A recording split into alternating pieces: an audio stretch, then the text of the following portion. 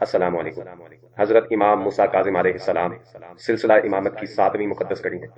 آپ کے والد ماجد حضرت امام جعفر صادق علیہ السلام اور آپ کی والدہ ماجدہ بی بی حمیدہ خاتون جو بلقیہ اندلس کی رہنے والی تھی، آپ کے بارے میں امام باقر علیہ السلام نے فرمایا تھا کہ بی بی حمیدہ خاتون دنیا میں حمیدہ اور آخرت میں محمودہ ہے۔ حضرت امام موسیٰ کاظم علیہ السلام اپنے آباء و اجداد کی طرح جملہ صفات حسنہ سے بھرپور تھے۔ آپ کے متعلق علامہ ابن حجر مکی لکھتے ہیں کہ آپ حضرت امام جعفر صادق علیہ السلام کے علم، معرفت، کمال اور افضلیت میں وارث و جانشین۔ آپ دنیا کے عابدوں میں سب سے بڑے عبادت گزار، سب سے بڑے عالم اور سب سے بڑے سفیر۔ آپ کے بارے میں علامہ شبلی لکھتے ہیں کہ آپ بہت بڑی قدر و منزلت کے دنیا میں منفرد امام اور زبردست حجت خدا تھے۔ نمازوں کی وجہ سے اکثر ساری رات جاگتے اور دن بھر روزہ رکھتے تھے۔ حضرت امام موسیٰ کاظم علیہ السلام کی ولادت باسعادت 7 صفر المظفر 128 ہجری بمطابق 7 نومبر 745 عیسوی کو مکہ اور مدینہ کے درمیان واقع مقام ابوا پر ہوئی۔ مقام ابوا وہی مقام ہے جہاں پر نبی آخر الزماں، امام الانبیاء، خاتم المرسلین حضرت محمد مصطفیٰ صلی اللہ علیہ وآلہ وسلم کی والدہ ماجدہ حضرت بی بی آمنہ کی قبر مبارک۔ اسی مقام پر آپ صلی اللہ علیہ وآلہ وسلم نے حج سے واپسی کے موقع پر دعا مانگی اور زار و قطار ہوئے۔ اسی مقام ابوا پر حضرت ابو سفیان رضی اللہ تعالی عنہ جو حضرت امیر معاویہ رضی اللہ تعالی عنہ کے والد ہیں، انہوں نے ایمان قبول کیا تھا۔ آپ کی ولادت سے حضرت امام جعفر صادق علیہ السلام کو بے حد مسرت ہوئی تھی اور آپ نے مدینہ جا کر اہل مدینہ کو دعوت طعام دی تھی۔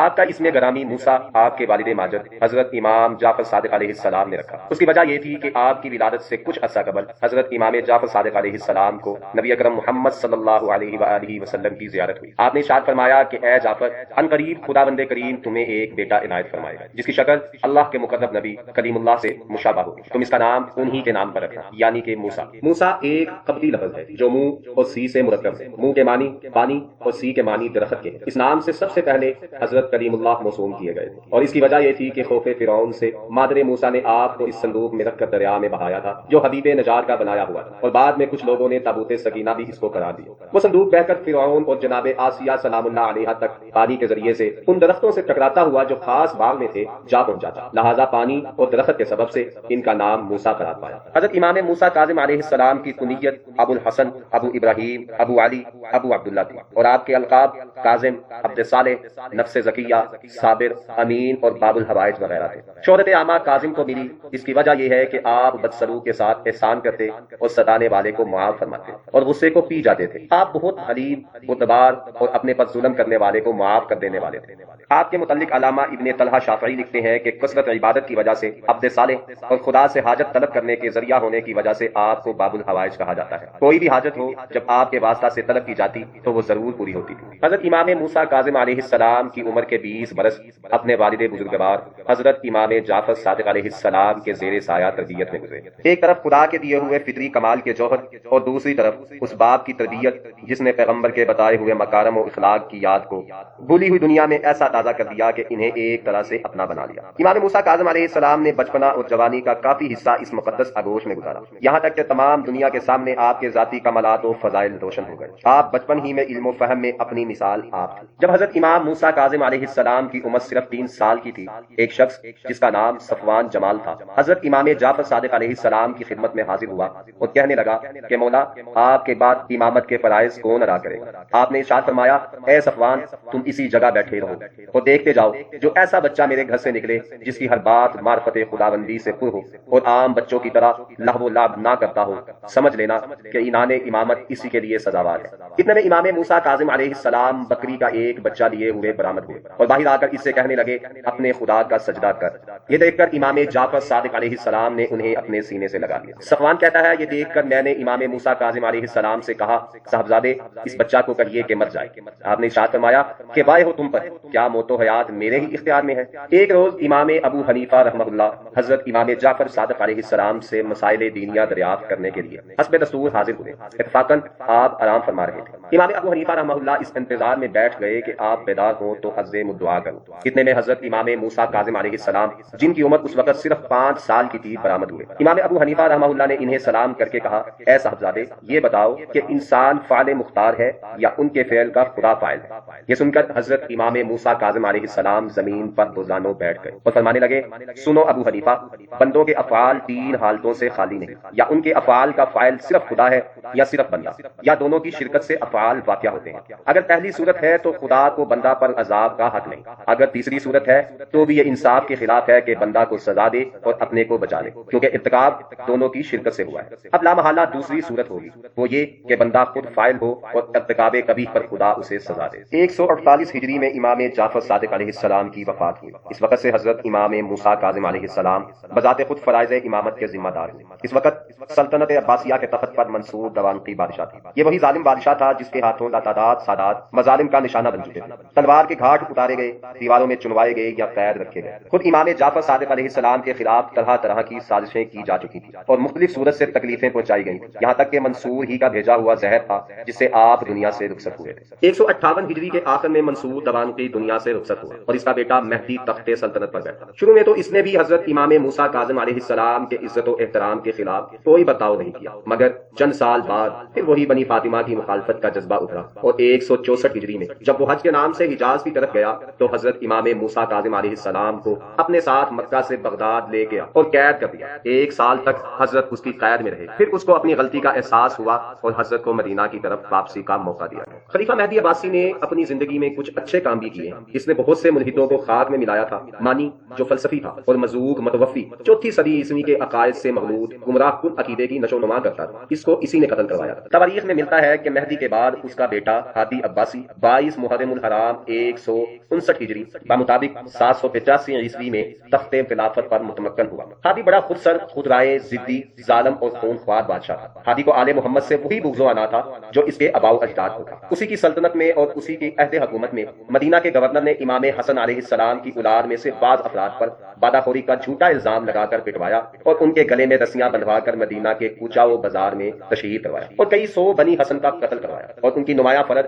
جناب حسنین بن علی بن حسن مثلث بن حسن مسنا کا سر کٹوا کر بغداد بھجوا دیا اور پوری طاقت سے سادات کا استحصال کرایا۔ ہادی نے حضرت امام موسیٰ کاظم علیہ السلام کے ساتھ وہی کچھ کیا جو حضرت امام کے آباء و اجداد کے ساتھ کرتے آئے۔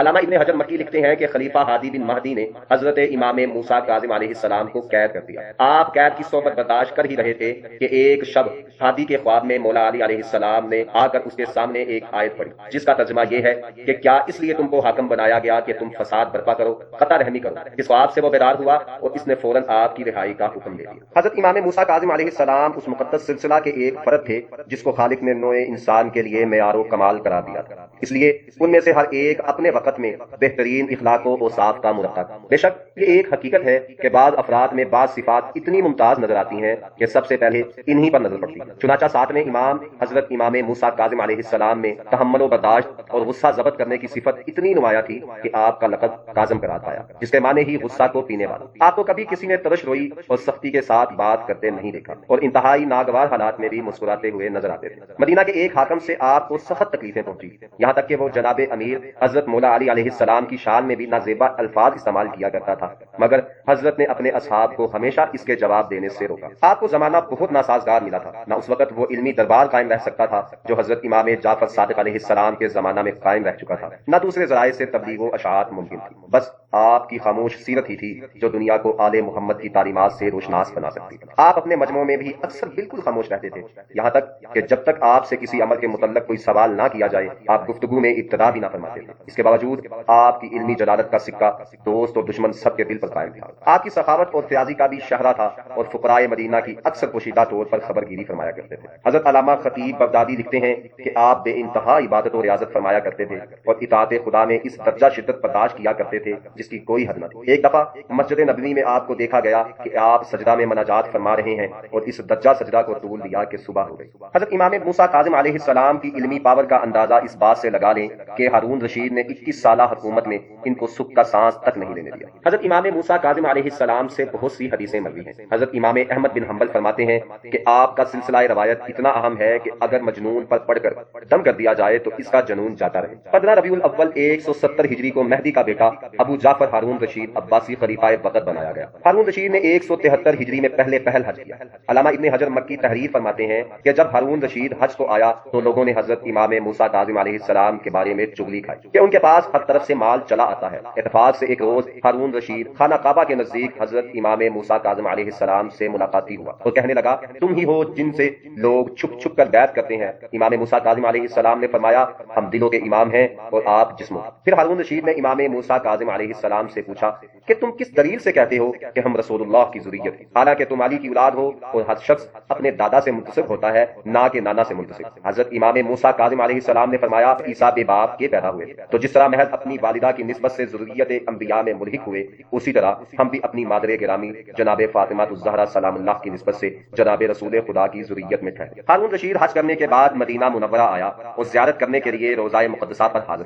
اس وقت اس کے گرد قریش اور دیگر قبائل عرب جمع تھے، نیز حضرت امام موسیٰ کاظم علیہ السلام بھی ساتھ تھے۔ ہارون رشید نے حاضرین پر اپنا فخر ظاہر کرنے کے لیے قبر مبارک کی طرف مخاطب ہو کر کہا سلام ہو آپ پر اے رسول اللہ، اے ابن عم یعنی میرے چچا زاد بھائی۔ حضرت امام موسیٰ کاظم علیہ السلام نے فرمایا کہ سلام ہو آپ پر اے میرے پدر بزرگوار۔ یہ سن کر ہارون کے چہرے کا رنگ فک ہو گیا اور اس نے حضرت امام موسیٰ کاظم علیہ السلام کو اپنے ہمراہ لے جا کر قید کر دیا۔ علامہ ابن حجر مکی بحوالہ علامہ مسعودی لکھتے ہیں کہ ایک شب کو ہارون رشید نے حضرت علی علیہ السلام کو خواب میں اس طرح دیکھا کہ وہ ایک پیشہ لیے ہوئے تشریف لائے ہیں اور فرماتے ہیں کہ میرے فرزند کو رہا کر دے ورنہ میں ابھی تجھے کیفر کردار تک پہنچا دوں گا۔ اس خواب کو دیکھتے ہی اس نے رہائی کا حکم دیا اور کہا اگر آپ یہاں رہنا چاہیں تو رہیے اور مدینہ چاہیں تو تشریف لے جائیں، آپ کو اختیار ہے۔ کچھ عرصہ بعد ہارون رشید حج کے ارادہ سے مکہ معظمہ میں آیا۔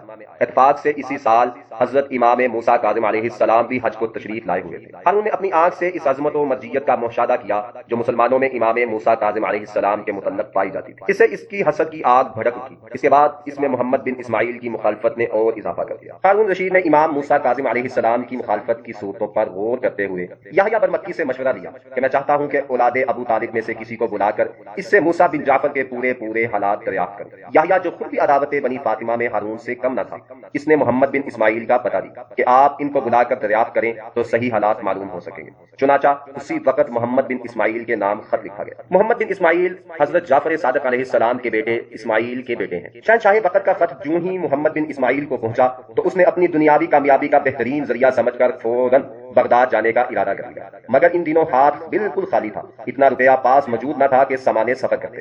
مجبوراً اسی ڈیوڑی پر آنا پڑا جہاں کرم و عطا میں دوست اور دشمن میں تفریق نہ تھی۔ امام موسیٰ کاظم علیہ السلام کے پاس آ کر بغداد جانے کا ارادہ ظاہر کیا۔ حضرت خوب سمجھتے تھے کہ اس بغداد کے سفر کا پس منظر اور اس کی بنیاد کیا ہے۔ حجت تمام کرنے کی غرض سے آپ نے سفر کا سبب دریافت کیا۔ انہوں نے اپنی پریشان حالی بیان کی کہ میرے سر پر بہت زیادہ قرضہ ہے، میں بغداد جاؤں گا تو شاید کچھ قرضہ اترنے کی امید نظر آئی۔ حضرت نے فرمایا وہاں جانے کی ضرورت نہیں ہے، میں وعدہ کرتا ہوں کہ تمہارا سارا قرضہ ادا کروں گا اور جہاں تک ہوگا تمہارے ضروریات زندگی بھی پورا کرتا رہوں گا۔ افسوس ہے کہ محمد نے اس کے بعد بھی بغداد جانے کا ارادہ نہیں بدلا۔ چلتے وقت حضرت سے رخصت ہونے لگے تو عرض کیا مجھے وہاں کے متعلق کچھ ہدایات فرمائیے۔ حضرت نے اس کا کچھ جواب نہ دیا۔ جب انہوں نے کئی مرتبہ اصرار کیا تو حضرت نے فرمایا بس اتنا خیال رکھنا کہ میرے خون میں شریک نہ ہونا اور میرے بچوں کی یتیمی کا باعث نہ بننا۔ جب محمد بن اسماعیل چلنے لگے تو حضرت امام موسیٰ کاظم علیہ السلام نے 450 دینار اور 1500 درہم انہیں مصارف سفر کے لیے عطا فرمایا۔ نتیجہ وہی ہوا جو حضرت کے پیش نظر تھا۔ محمد بن اسماعیل بغداد پہنچے اور وزیر اعظم برمکی کے مہمان ہوئے۔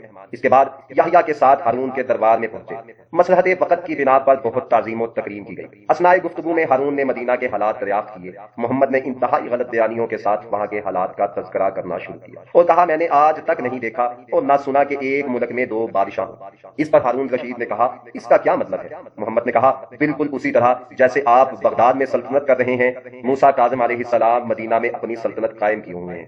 اطراف ملک سے ان کے پاس اخراج پہنچتا ہے اور آپ کے مقابلہ کے دعوے دار ہیں۔ انہوں نے 30,000 اشرفی کی ایک زمین خریدی ہے جس کا نام سیریا ہے۔ یہ سن کر ہارون کا غیظ و غضب انتہائی اشتعال کے درجہ تک پہنچ گیا۔ چنانچہ 189 ہجری میں پھر ہارون رشید نے مکہ معظمہ کا سفر کیا اور وہاں سے مدینہ گیا تو ایک روز قیام کے بعد کچھ لوگ امام موسیٰ کاظم علیہ السلام کو گرفتار کرنے کے لیے روانہ کیے۔ جب یہ لوگ امام موسیٰ کاظم علیہ السلام کے مکان پر پہنچے تو معلوم ہوا کہ حضرت روضہ رسول اللہ پر ہیں۔ ان لوگوں نے روضہ پیغمبر کی عزت کا بھی خیال نہ کیا۔ حضرت امام موسیٰ کاظم علیہ السلام اس وقت قبر رسول کے نزدیک نماز میں مشغول تھے۔ بے رحم دشمنوں نے آپ کی نماز کی حالت میں ہی آپ کو قید کر لیا اور ہارون کے پاس لے گئے۔ ہارون نے اس اندیشہ سے کہ کوئی جماعت امام موسیٰ کاظم علیہ السلام کو رہا کرانے کی کوشش نہ کرے 2 محملیں تیار کرائے۔ ایک میں امام موسیٰ کاظم علیہ السلام کو سوار کرایا اور اس کو ایک بہت بڑی فوجی جماعت کے حلقہ میں بصرہ روانہ کیا اور دوسری محمل جو خالی تھی اسے بھی اتنی ہی جمعیت کی حفاظت میں بغداد روانہ کیا۔ مقصد یہ تھا کہ آپ کے محلہ قیام اور قید کی جگہ کو بھی مشکوک بنا دیا جائے۔ یہ نہایت حسرتناک واقعہ تھا کہ امام کے اہل حرم محترم اور بچے وقت رخصت آپ کو دیکھ بھی نہ سکے۔ معلوم نہیں کتنے ہیر پھیر سے یہ راستہ طے کیا گیا تھا کہ پورے 1 مہینہ 17 روز کے بعد 7 ذی الحجہ کو آپ بصرہ پہنچائے گئے۔ 1 سال تک آپ بصرہ میں قید رہے۔ یہاں کا حاکم ہارون کا چچا زاد بھائی عیسیٰ بن جعفر تھا۔ امام موسیٰ کاظم علیہ السلام کو ہارون رشید نے بصرہ میں 1 سال قید رکھنے کے بعد عیسیٰ بن جعفر والی بصرہ کو لکھا کہ موسیٰ بن جعفر امام موسیٰ کاظم علیہ السلام کو قتل کر کے بادشاہ کو ان کے وجود سے سکون دے۔ تو اس نے اپنے ہمدردوں سے مشورہ کے بعد ہارون رشید کو لکھا کہ اے بادشاہ، امام موسیٰ کاظم علیہ السلام میں نے 1 سال کے اندر کوئی برائی نہیں دیکھی۔ یہ شب و روز نماز و روزہ میں مصروف و مشغول رہتے ہیں، عوام اور حکومت کے لیے دعائے خیر کیا کرتے ہیں۔ ہارون رشید کو جیسے ہی عیسیٰ بن جعفر کا یہ خط موصول ہوا، اس نے فوراً امام موسیٰ کاظم علیہ السلام کو بغداد بلا لیا۔ بغداد بلانے کے بعد امام موسیٰ کاظم علیہ السلام کو قید کر دیا گیا اور آپ کو شہید کرنے کا کام ہارون رشید نے سندی بن شہاب کے حوالے کر دیا۔ سندی بن شہاب نے امام موسیٰ کاظم علیہ السلام کو کھانے میں ملا کر زہر دیا۔ جس روز امام موسیٰ کاظم علیہ السلام کو زہر دیا گیا، آپ نے فرمایا کہ آج مجھے زہر دیا گیا ہے، کل میرا بدن ضبط ہو جائے گا اور تیسرے روز سیاہ ہوگا اور اسی دن میں اس دنیا سے رخصت ہو جاؤں گا۔ چنانچہ ایسا ہی ہوا۔ آپ کی تاریخ وفات 25 رجب المرجب 183 ہجری بمطابق 31 اگست 189 عیسوی ہے۔ آپ کی وفات کے وقت آپ کی عمر مبارک 54 برس 6 ماہ بنتی ہے۔ 2020 میں آپ کی وفات کو 1221 سال ہو چکے ہیں۔ آپ کا روزہ مبارک کاظمین میں ہے۔ وفات کے بعد آپ کی ناش مبارک قید خانہ سے ہتھکڑی اور بیڑی سمیت نکال کر بغداد کے پل پر ڈال دی گئی اور نہایت توہین امیز الفاظ میں آپ کو اور آپ کے ماننے والوں کو یاد کیا گیا۔ لوگ اگرچہ بادشاہ کے خوف سے نمایاں طور پر مزاحمت کی جرت نہ کرتے تھے،